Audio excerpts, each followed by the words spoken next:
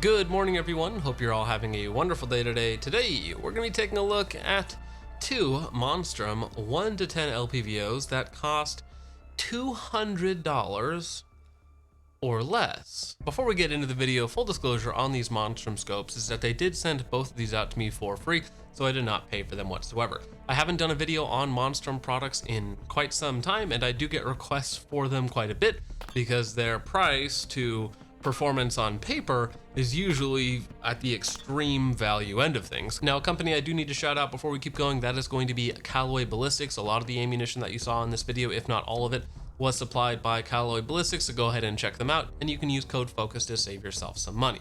Now, usually when you say something like a $200 1 to 10 LPVO, most responses fall into one of two categories.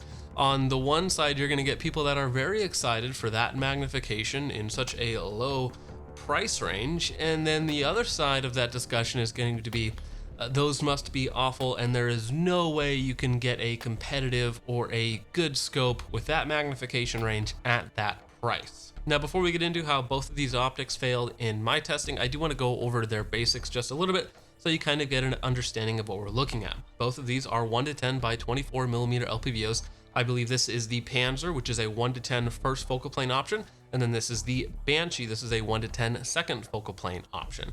Now, both of these scopes are about 11 inches long, 30mm main tube, of course. Weight is actually really good, coming in at under 18 ounces for both options. You have capped windage and elevation, and on the left-hand side of the bodies, you have red and green illumination. Both of them kind of have integrated throw levers. I believe the Panzer has a throw lever that you can actually swap out for a taller one or the long, wide one that you see on here currently. Eye relief on both is relatively good at the low end, anywhere from about 3.5 to 4.5 inches at 1x. And as you move up to 10x, your exit pupil is very, very tight, especially on 30mm tubes. So it is very unforgiving at the high end. If you want to take full advantage of the top magnification, you need to be basically prone in a very stable position to get a good sight picture through the optic. Now, other than that, let's go ahead and get into failures, starting out with the Panzer 1 to 10 first focal plane optic. This optic arrived to me DOA. This is the option that they sent out, and before I even mounted it on a rifle, there was one glaring issue with it. You might be able to tell in the mount, but it is currently canted to the left about 10 degrees or so. And that is because the reticle, as it shipped to me, before I did anything to it whatsoever, was canted slightly. Now, that is usually a minor annoyance. It's something that you never want to see in an optic, assuredly, and usually if they're off, they're only off by like maybe 1 or 2 degrees one way or the other. This was very noticeably off, so to try and make the MOA ladder true, I canted the optic a little bit so that I could still have a flat reticle. To be very clear, it should not have left the factory like that. If even a single person had looked at it, put it level, and noticed that the reticle was canted about 10 degrees to the left, that should have instantly been put into a different category of, a unusable, unshippable scope at that point. The main problem that I have with it isn't the fact that the reticle was canted annoyingly, it's that it continued to rotate during the firing schedule. Probably about 800 rounds in total, which is way more expensive than the scope itself, but it has not quite completed a half circle. It's almost completely done a 180, but not quite yet.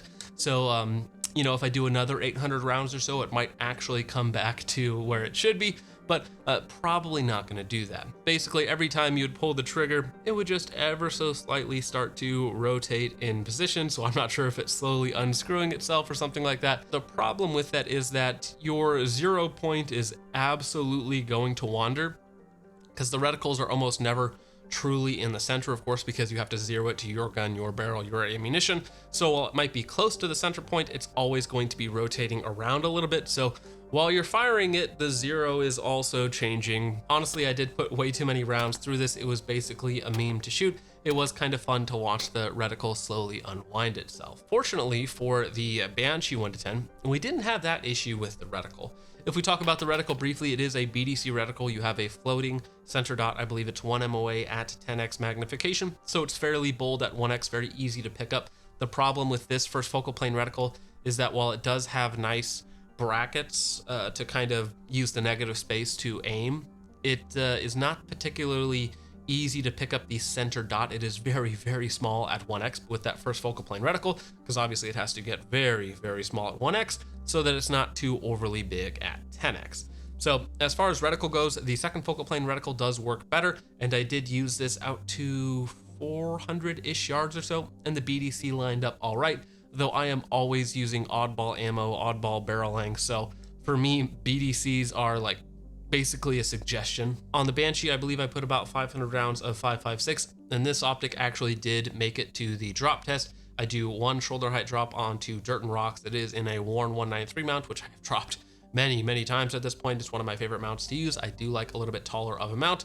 And unfortunately, the first drop onto dirt and rocks, which very, very rarely kills an LPVO. I think I've only had it happen once or twice, and that was to the Athlon 1-10, which is a better scope in a lot of ways, but has the same sort of durability issue. Basically what happens is something internally shifts so that the reticle, the image at 10x is so blurry, it's basically unusable. So after the first shoulder height drop, it was basically dead, so I did not continue any more testing after that point. My complaints with durability, for some of you, it doesn't matter at all because you never plan to put it in any sort of arduous circumstances, let's say, but you know, about 90-95% of other even cheap budget LPVOs will survive at least that first drop. Now, other problems that you might think that I have with these scopes that I really don't is going to be the glass quality. While the glass quality is not excellent by any means, it is perfectly fine and usable. You will notice some optical degradation between 1 and 10x. It will get a little bit darker. You will lose a little bit of clarity. Edge to edge, the images look fine. At 1x, the image is relatively good.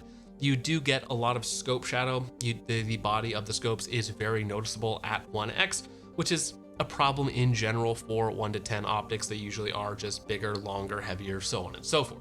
Now, probably a little bit more of a contentious position for me is that I have seen some astounding comparisons of glass quality between different optics using cameras and pictures and whatnot. And what I will say about that is it's very difficult and almost entirely useless to compare the image you can capture with a camera on the inside of an optic versus what your eye actually sees. And so you can see some people make some absolutely ridiculous claims about several different optics that I've used in person, and the actual results that you get with an optic in person is different than what somebody can capture with a camera. You can make a very expensive scope look very bad, and you can make a very bad scope, or a cheap scope in these cases, look as good as possible. But comparing the two images captured with a camera is not particularly useful. So for instance, while these might look fine and good, I do have another 1-10 LPVO on hand still. I haven't given this one away yet, though this one will be given away. This is the Vector Continental 1-10. This is a 34mm main tube, German glass, also $1,000. But the glass quality, clarity, brightness, everything about this scope is far better than what you will find on something like these, which are again much cheaper. Now, another problem that I have with these scopes is that the 10x is not particularly usable, and even if you're in this price category and you just can't spend another $1, I would much rather you go with the 1-6 or the 1-8x versions of these scopes, and you'll get a overall much more usable image, a much more usable reticle as well, because of course on a second focal plane optic you need to be at max magnification. So if you're at 6x or 8x magnification, which is more useful, you're going to get more out of that optic in general, and you're also going to be saving even more money. So if you happen to be in this sub $200 price category and you really want an LPVO and you have to go with Monstrum, go with the 1-6 or the 1-8x models and the reticle of your choosing. These 1-10s,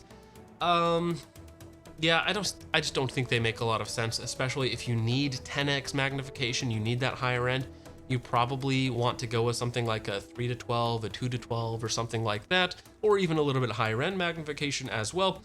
And you're going to be getting a usable sight picture at that higher magnification, and you can still find cheaper offerings like those on the market. And again, even more expensive 1-10s don't always make that much sense, even though they do perform better.